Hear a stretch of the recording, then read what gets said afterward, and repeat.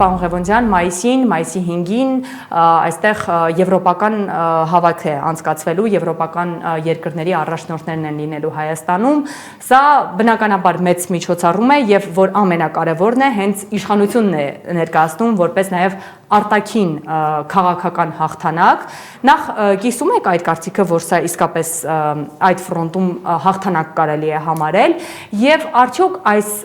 եվրոպացի առաջնորդներին Երևանում հյուրընկալելով փաստացի ստացվում է, որ Նիկոլ Փաշինյանի իշխանությունը հուղարկավորելու է, այսպես ասած, Եվի քաղաքականությունը եւ Մոսկվայի համար թիրախ է դառնալու։ Նախ ուզում եմ հասկանամ ինչ են հաղթել, այսինքն երբ որ Եվրամիության մի շարք երկրների առաջնորդներ կամ երկրորդ դրամաչափի մարդիկ կարգավիճակի մասով եւ Ֆրանսիայի նախագահն կարծեմ գալու դրա հաղթանակը որն, այսինքն Հայաստանը տարածք է տրամադրում, որպեսզի եվրոպացիները հավաքվեն դրա PR մեդիա էլեմենտով ինչ որ պաթոսային հայտարարություններ կհնչեն Հայաստանի եվրոպական ապագայի կամ Եվրամիություն Հայաստան ռազմավարական հարաբերությունների մասին, դատարկ բառեր է, որտեղ այդ բառերի տակ ոչ մի թիվ չկա, որևէ օգուտի պատկերացում անգամ չկա, որովհետև որպեսզի հստակ պատկերացնենք Եվրամիությունը մի մակարդակում է, հա, տնտեսական առումով հատկապես մենք ուրիշ մակարդակ մենք, անգամ ՍԵՊԱ-ն այլևս չկա, հա։ Այսինքն հետեւաբար ինչ հաղթանակի մասն է խոսքը, ես այդ բառերը չեմ հասկանում, ես հասկանում դրա քարոզչական էֆեկտը, հա, այսինքն նախընտրական դա այսպես ես մի ձևակերպում եմ, այսպես հեղինակել դա ընտրակաշարք քաղաքացուն պրոյեկտ է, որը վաղուց վանից է սկսել եւ այս Եվրամիության հետ կապված այս ֆորմատի հանդիպումները, իդեպ դրանից բացի այս օրերին Հայաստանում որոշ համաժողովներ տեղի ունեցան անվտանգության, ինքնիշխանության բառերի մասով, այդ տները ինչ այդ ու նաեւ ձեր եթերով ենք ասել, որ փորձելու են հակառուսականությունը հասցնեն ծայրահեղագույն կետի, որպեսզի ընտրությունների ժամանակ XYZ կուսակցությունները հիմնականում այսպես դրսից ֆինանսավորվող եւ ԿՊ-ն այդ թվում նաեւ բավական քվեներ ստանան հանրայինետ սեգմենտից։ Ինչ վերաբերում է պետության ռազմավարական շահերին անվտանգությանը, այստեղ ընդհանրապես դրա մասին խոսք չկա եւ կա մեծ վտանգ։ Եկեք փոքրիկ ժամանակագրական այսպես այց կատարենք նախկինում։ Եվրամիությունը ում հետ շփվում էր, բոլոր այդ պետությունները ունեցել են տարածքային կորուստներ, բոլոր այդ պետություններում եղել են իշխանության հետ կապված ցնցումներ, բոլոր այդ պետությունները դարձել են գործիք Ռուսաստանի դեմ Եվրամիության քայլերի, քաղաքականության եւ ռազմավարության մեջ։ Որ մի պետությունն է գետ մի դրամ որևէ բան շահել, հա, վերջի կետը իրականում Մոլդովան էր, այն էլ իրականությունը այն էր, որ Մոլդովայի ղեկավար ասեց, որ ինձ լինի մենք կմիանանք Ռումինիային, այսինքն դա էլ ինքնին շարության էլեմենտի մասով։ Միգուցե մենք էլ հասնելու ենք այդ կետին ինչ որ process-ից հետո ու ասենք ում ենք միանալու այս բaragում։ Երբ այստեղ խնդիրը նաև այլ է, Եվրամիությունը ռեգիոնալ դերակատար, այսպես ռեգիոնալ կուրատոր, այդ թվում նաև բաց տեքստով հնչեցրել է, դա Թուրքիան է։ Եվ այդ նշանակում է այս բլոկի պատասխանատու Թուրքիան Եվրամիությունը ունի իր շահերը Թուրքիայի հետ կապված, բայց այստեղ խնդիրը Եվրամիություն-Ռուսաստան փոխհարաբերություններն են, Թուրքիան իր գծով շփվում է ռուսների հետ, մի քիչ լավ, մի քիչ վատ, իրար խափելով, իրար չխափելով, չգիտեմ, համատեղ գործողություններով, չգործողություններով, բայց ինչ որ բանաձևեր լուծումներ գտնում են երկուսն էլ գերտերություններն տարբեր դրամաչափի, բայց այստեղ մենք ոտնատակ ենք ընկնելու, որովհետև մենք մեզ, ինչպես Ուկրաինան, ինչպես մի ժամանակ Վրաստանը, այսպես մատուցում ենք որպես գործիք Ռուսաստանի դեմ ինչ-որ process-ների մասով, հա, որևէ մեկը Ռուսաստանի թուլության վրա թող չխափնվի, հա, Ռուսաստանը շատ ավելի վտանգավոր է, երբ ենթադրելի կողքից թույլ է, որովհետև ինքը սկսում է այնպիսի ռազմավարություն իրականացնել իր ազգային շահերից մտածված, որ որևէ մեկը չի սպասում, արդյունքում սովորաբար ինքը հաղթող է դուրս գալիս։ Իսկ դրանք միայն լինելու են տնտեսական հետևանքներ, այսինքն բացասական հետևանքներ, թե օրինակ ինչ որ էսկալացիա կարող է լինել։ Ես չեմ կարծում, որ կլինեն միայն տնտեսական հետևանքներ, ընդ որում բանաձևերն են տարբեր լինելու, որոշումներն են տարբեր լինելու, այո, եթե հայ-ռուսական տնտեսական հարաբերությունների ֆորմատը փոխվեց, մեր ՀՆԱ-ն մոտորապես իմ հղումը այդքան էլ հստակ չի, ես տնտեսագետ չեմ, բայց այսպես էքսպերտներից մեկը նշել էր, որ մինչև 20% նվազելու է։ Մոտորապես մեր կյանքը մինչև 20% վատանալու է, բայց դա նաև ունենալու է մուլտիպլիկատիվ էֆեկտ կյանքի որակի մնացած բոլոր բաղադրիչների մասով, դա հոսանք, գազ, ենթակառուցվածքային զարգացումներ, հումքային, ասենք, հացից սկսած վերջացած ամեն ինչով, հա։ Էֆեկտը կարող է լինել նաև այլ բնույթի, ինչ որ մի փուլից հետո բնականաբար տնտեսական փոխհարաբերությունների սառեցումը կամ վատացումը, հատկապես կապված նաև երկաթուղու այս շուրջ լարվածության հետ, այդ թվում նաև կապված փակ դռների հետևով որոշակի սուր խոսակցությունների հետ, հետագայում որոշակի սառեցված թեմաների հետ, որոնք իհարկե բացվելու են ինչ-որ մի փուլում, մենք կարող ենք ունենալ նաև քաղաքական էսկալացիա, բայց ես չեմ կարծում, որ ռուսները անմիջապես այդ ամեն ինչի մեջ կմտնեն։ Հայաստանը չունի կենսունակության անհրաժեշտ գործակից եւ ուղղակի թողենք ասեն դե դուք ձեր անվտանգությունը ապահովեք, հա, ո՞նց եք ապահովելու 300,000 ադրբեջանցիների դեմ ձեր անվտանգությունը։ Ինչպես եք X կամ Y Իրանի շուրջ իրավիճակը շարունակվելու է լարված մնալ, ավելին ասեմ, ես կարծում եմ, որ պատերազմը շարունակվելու է, դեռ նույն չեմ կարող ասել շատ մոտ ապագայում, բայց առաջիկայում հաստատ։ Մենք ինչ գիտենք, որ պատերազմը ցամաքային էլեմենտ չի ունենալու։ Ով է ապահովելու այդ սահմանների անվտանգությունը եւ ինչ ֆորմատով։ Այդ դրա համար այդ էլեմենտի մասով գործող իշխանությունը բավական զգույշ է։ Չնայած Թուրքիայի հետ ռևերանսներ են անում, անցակետեր են փորձում բացել, մեղադրում են Ադրբեջանի, որ Ադրբեջանը բացասական ազդեցություն անում Թուրքիայի հետ թուրքական հարաբերությունների տեսանկյունից եւ այլն, բայց հասկանում եմ, որ հանկարծ իրավիճակը ռեգիոնում վատացավ, միակ գործիքը, որ հնարավորություն է տալու Հայաստանին որոշակի անվտանգության միջավայր ապահովել իր համար, դա հայ-ռուսականն է լինելու, հա։ Այնպես չի, որ ռուսները շատ մրցակցային ու շատ լավ վիճակում են ամենևին, բայց ռուսները հստակ գիտեն ինչ են ուզում, ոնց են ուզում, աշխարհը բաժանվում է։ Ռուսաստանը իր ազդեցության գոտիների մասով փոխակերպումներ մեջ Միացյալ Նահանգները նոր հայտ է ներկայացնում, Իրանը դերակատար է դառնում, Թուրքիան փորձում ամենտեղ ինքնադրսևորել, Եվրամիությունն է այս ֆորմատում ամենաշատ կորուստներ արձանագրում, թե դաշնակցային հարաբերությունների տեսանկյունից, թե գլոբալ ազդեցության տեսանկյունից, թե կյանքի որակի բացասական եւ վատացման տեսանկյունից։ Մենք գնում ենք Եվրամիության հետ ընկերություն ենք անում։ Ռուսները հայտարարում են Եվրամիության երկրները մեծամասնությունը իրենց համար ճշտամի են։ Հայաստանը Ռուսաստանի հետ ռազմավարական գործընկերա ենթադրելի դաշնակիցը։ Այսինքն մենք թշնամակցում ենք Ռուսաստանին, հարցադրում, որի պատասխանը Հայաստանը չի կարող տալ։ Ստացվում է, որ Հայաստանի իշխանությունը զոհաբերում է պետության անվտանգությունը օրինակիր նախընտրական կապիտալը մեծացնելու համար։ Այո, շատ կոնկրետ ասեմ, այո։ Որովհետև խնդիրը այստեղ պետության անվտանգությունը չի, խնդիրը այստեղ իշխանության վերարտադրումն է, եւ խնդիրը այստեղ կոնկրետ մեկ անձի իշխանության մնալն է ամեն գնով, Հայաստանի գնով, Սյունիքի գնով եւ այլն։ Հիմա գանք ներքաղաքական իրադարձություններին, մի գրառում եք արել 2 օր առաջ, որ ընդդիմությունը կտրվում է իրականությունից, խնդրեմ պարզաբանեք այս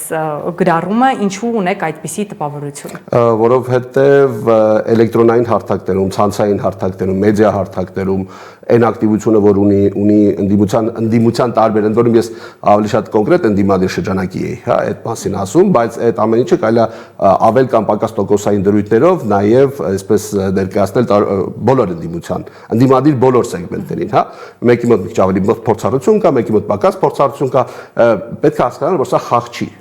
Քաղաքականությունը հատկապես այս պայմանում շատ ճակատագրական է։ Պետք է հասկանալ, որ այստեղ զուտ ընտրություններ չեն։ Հերթական ընտրությունները սրանք ամենևին չեն։ Սրանից հետո միգուցե Հայաստանում էլ երբեք ընտրություն չլինի, որովհետև Հայաստանի գործող վարչապետի չի մասներ խոսում մի ամիս առաջ, այսպես էմոցիոնալ, որ Հայաստանում որևէ նախագահ, նախկին որևէ օլիգարխ այլևս իշխանությամբ, քաղաքականությամբ չեն զբաղվում, չէ, ինքն է որոշում, բայց ինքը կարա պայման ստեղծի։ Հետևաբար հարց առաջանում, ինչպես է որոշելու ով պետք է զբաղվի, ով չպետք է զբաղվի։ Միգուցե Ադրբեջանի հետ գործակցային այնպիսի պայմանավորվածություններ ունեն, որ օրինակ նախկին նախագահների, նախկին պաշտպանության նախարարներին, Արցախյան հերոսամարտի մի շարք այսպես ներկայացուցիչների վառ հեղինակավոր մարդկանց ինչ որ տարբեր տիպի կասկածներով, պրետենզիաներով, որոնք ունի Ադրբեջանը, այդ թվում նաև այսպես կոչված ֆիկտիվ Խոջալույի ցեղասպանության կոնտեքստում միգուցե արտահանձնելու է, միգուցե մաքրելու է ամբողջ քաղաքական դաշտը, որ այլևս որևէ մեկը չլինի կամ լինեն իրանց բուծած կուսակցությունները։ Ընդդիմությունը ասֆալտի վրա պետք է ինքնադրսևորվի։ Եթե դու առաջարկ ես անում փոքր տնտեսական միջոցներին, կրպակներին եւ դու պետք է մարդկանցով իջնես մարզեր, հատ գնաս ներկայացնես իրականություն։ Մարդիկ ուղղակի չեն կարող չհավատալ, որովհետեւ մյուս թիմերը, իսկ այդ մյուս թիմերը աշխատում են բամբասանքի, մանիպուլյացիայի, մարդկանց այդ անմիջական շփումների բոլոր գործիքակազմին օդ իդոտ իրապետում են։ Պետք է հասկանալ, որ մի քանի անգամ ավելի ակտիվ է պետք լինել, քան գործող իշխանությունը։ Այսինքն ստացվում է օրակարգ թելադրողը այս պահի դրությամբ դեռ շարունակում է մնալ Փաշինյանը։ Այո, իհարկե։ Իր համար այդ կյանքի մահվան խնդիր է, քաղաքական կյանքի եւ քաղաքական մահվան խնդիր է։ Ինքը անգամ ոչ adekvat վարքացույց տալիս, ինքը անգամ հիստերոիդալ կերպարների կամ արտահայտությունների մեջ համատում, որ ինքը լինի օրակարգի մարդ, թեկուզ թեկուզ վատ, բայց իր մասին խոսեն։ Իսկ այդ ընթացքում մասին են մոռանում ընդդիմության։ Ընդդիմությունը պետք է հասկանա վիրտուալ տիրույթում մրցապայքարը մաշեցնում է հաճախ։ Իջեք ասֆալտի վրա, դուրս եկեք երիտասարդներ բազմաթիվ ներգրավեք, տարբեր տիպի ակցիաներ իրականացրեք, իրազեկման ակցիաներ, որտեղ մարդիկ հոգնել են այդում նաև։ Իսկ ինչ գիտեք, որ մարդիկ դիտում են ձեր ուղիղ եթերները, ձեր պոստերը, չգիտեմ եւ այլն, այդ թվերը որ կան, այդ թվերին պետք չի խապտվել քաղաքական պլանավորման մեջ, լայքերն ու դիտումները վտանգավոր ծուղակ կարող են հանդես գալ։ Պետք է հասկանալ, որ Փաշինյանը գնալու է մինչև վերջ ու ինքը ամեն ինչի պատրաստ է։ Ես քիչ առաջ գալիս էի ձեր ստուդիա, հրապարակում ինչ որ միջոցառման նախապատրաստում էր։ Հետո ես հասկացա։ Քաղաքացու օրվա հետ կապված։ Այո, իսկ այդ քաղաքացու օրվա ժամանակ ով է ելույթ ունենալու։ Ինքը։ Այո, ասում եմ ինքը անընդհատ խտություններ է տալիս մեդիա ինֆորմացիայի դաշտից։ Ես հասկանում եմ, որ ընդդիմությունը հավաքական եւ անհատապես չունի այն ռեսուրսներն ու հնարավորությունները, ինչ որ կարող է ունենալ իշխանությունը։ Ավելին ասեմ, իրանք դրսից էլ են միջոցներ ներգրավել, բայց հասարակությունը մի զգալի մասով հոգնել է իշխանությունից, զզվել է, երբեմն ատում է, հետեւաբար ունի շատ լուրջ քարտ բլանշ։ Պարոն Ղևոնդյան, քիչ առաջ Նարեկ Կարապետյանը, Ուժեղ Հայաստան կուսակցության խորհրդի անդամ, տեսանյութ է տեղադրել Facebook-ում, գրել բացահայտում, որ ազգին է իրավունք տրվել Հայաստանում պետգույք գնել, տեսանյութի մեջ խոսում է արդեն, որ խոսքը ադրբեջանցիների մասին է, ինչպես սա կմեկնաբանեք։ Սա ինչ է նշանակում։ Փոքրիկ, բայց շատ կարևոր փաստ էր ու շատ գնահատելի է, որ իրենց թիմը կարողանում է այդպիսի փաստեր վերհանել, իսկ ամեն դեպքում իրանք են ներկայացրել այդ թեման, որը ապացուցում է այն թեզը, որի մասին առնվազն ես եւ ոչ միայն ես, առնվազն 3 տարի, եթե ոչ շատ ավելի, ասում են, որ ադրբեջանցիները վերադառնալու են։ Այսինքն արևմտյան Ադրբեջանի թեզի ինստիտուցիոնալ հնարավորություն է տալիս Հայաստանի գործող կառավարությունը, որում սա կառավարության որոշմամբ է, պետգույքի գնման գործակալության կայքում ավելացվել է Ադրբեջան բառը, այսինքն ադրբեջանցիները կարող են գան Հայաստան ինչ որ բաներ ձեռք բերել։ Եկեք այս կոնտեքստում հիշենք փակվող դպրոցները,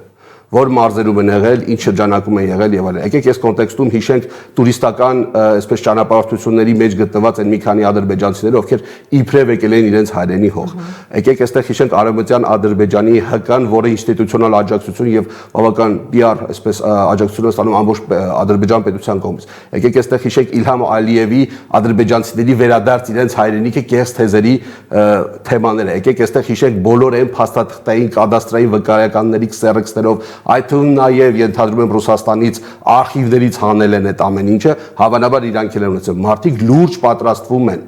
լուրջ, մոտավորապես 300,000 հոգի իրանց երեխաներով վերադառնալու են Հայաստան։ Դա չի լինելու 30 տարի հետո, դա լինելու է այն օրը, երբ որ Հայաստանում գործող իշխանությունը վերարտադրվեց։ Այս ելակետը նաև ընդդիմությունը պետք է իր համար որպես պայքարի հիմք հանդիսանա, որտեղ անհատապես բոլորին փորձելու են ճնշել։ Այդ մասին պետք է մտածել ու քայլեր ձեռնարկել։ Եվ զրույցն ամփոփենք կրկին Ուժեղ Հայաստան կուսակցության հետ կապված։ Երեք եւս մեկ հուշագիր ստորագրվեց Ապրելու երկիր կուսակցության հետ։ Ստացվում է, որ 4 կուսակցություն դաշինք են կազմում եւ արդեն ընտրություններին մասնակցում են Ուժեղ Հայաստան կուսակցությունների դաշինք անունով։ Ինչպես է գնահատում այն, որ ամեն դեպքում ստացվում է, որ Սամվել Կարապետյանի շուրջ հավաքվել են այնպիսի ուժեր, որոնք նախանությանն են անծանոթ։ Միայն այստեղ Ապրելու երկիր կուսակցությունն է, որ որոշակի հայտնիություն ունի եւ նաեւ իհարկե ընտրական գործընթացներին մասնակցել է, բայց սա լավ հնարավորություն է այս քաղաքական ուժի համար, թե ոչ։ Կարծում եմ անկասկած լավ հնարավորություն է, ավելին ասեմ, պետք է շատ ավելի արագ եւ շատ ավելի շուտ վարից մեկնարկեն այդ բանակցությունները եւ այդ ուշագրերը ստորագրեին։ Այստեղ դաշինքի ֆորմատ այդքան էլ չի, անունը դաշինք է, բայց իրենք աջակցում են այդ կուսակցությանը։ Այստեղ խնդիրը իրականում չի ով քանի աթոռ կստանա այդ ազգային ժողովում եւ այլն, խնդիրը այն է, որ կա գեր մոբիլիզացված իրավիճակի պատկերացում եւ վիճակ եւ մի շարք կազմակերպություններ էլ, որոնք այսպես չեն անդամակցել, հուշագրեր չունեն, բայց հրապարակային առումով թեկուզ փոքր կուսակցություն, անց կուսակցություն, բայց հայտարարել են աջակցելու այս թիմին։ Սա կարևոր է, որովհետեւ ընդդիմադիր դաշտը պետք է դիվերսիֆիկացնել։ Նայեք, Ուժեղ Հայաստանը իր ընտրական շրջանակն ունի, իր սպառման շուկան ունի քաղաքական առումով, Հայաստան դաշինքը իր սպառման շուկան ունի, ավելի քաղաքական է, քան օրինակ Ուժեղ Հայաստանը։ Բարգավաճը Իդեմս Ծառուկյանի ինքը սոցիալական, տնտեսական, անձնապաշտական այսպես սոցիալական ներքևների հետ է կապված, այս 3 միավորները, եթե կարողանան ճիշտ աշխատեն, իրար վրա ցեղ չշպրտեն, ես այդպիսի դրվագների իհարկե ծանոթ չեմ, որ այս 3-ը իրար վրա ցեղ շպրտեն, բայց օրինակ ուժեղ Հայաստան դաշինք փորձում են այս 2 միավորներին իրար հետ գշտեցնել, փակ հարցեր են տալիս կամ հարցեր են սպեչի տեստ բաների տակ մտնել։ Ծառուկյանի հետ էլ է այդպես իրավիճակ եղել, էլի փակ հարցեր կամ սրան են տալիս կամ մի պատասխանեք այդ հարցը, որովհետև դրանք ծուղակ հարցեր են, երկուսի պարագայում էլ դուք ընկնելու եք ծուղակի մեջ։ Պետք է հասկանալ, որ 3-ը պետք է ինչ-որ ֆորմատում համագործակցեն, մինչև վերջ ընդդեմ գործող իշխանության։ Ես ունեմ ներքին որոշակի շտարունակ է իմ պարագայում դրական ակնկալիքի պատկերացում, որ եթե ամեն ինչ արվի ասֆալտի վրա ճիշտ, ակտիվ, այո, ձերբակալություններ են լինելու, ճնշումներ են լինելու, ամեն ինչ լինելու, հերհյուրանքներ են լինելու, սուտ ձայնագրություններ են լինելու, դա ոչ հեշտ է կազմակերպելը։ Հնարավորություն կարող է լինել, որ իրավիճակը հունիսի ընտրություններին թեքվի ոչ հօգուտ իշխանությանը։ Իշխանությունը գնալու է ամեն ինչի։ Այստեղ մի բան էլ շեշտեմ։ Ինչպես դուք եք ասում, ճակատագրական ընտրություններ։ Այո, իրանց համար ճակատագրական եւ պետության համար էլ է ճակատագրական ընտրություն։ Այստեղ մի կարևոր բան էլ ասեմ, ուժայինները, ովքեր դեռևս հավատարիմ են, երբ որ հասկանան, որ նժարը շեղվում է, իրենք նայելու են ընդդիմության կողմը։ Ու իրանք փորձելու են այնտեղ հասկանան իրավիճակը ինչպիսին է, որովհետև ուժայիններն էլ են մարդիկ, ուժայիններն էլ են հոգնել եւ այլն եւ այլն։ Եվ Նիկոլ Փաշինյանը դա շատ լավ հասկանում է։ Իհարկե, շատ լավ հասկանում է, մեր եթերն էլ նայում։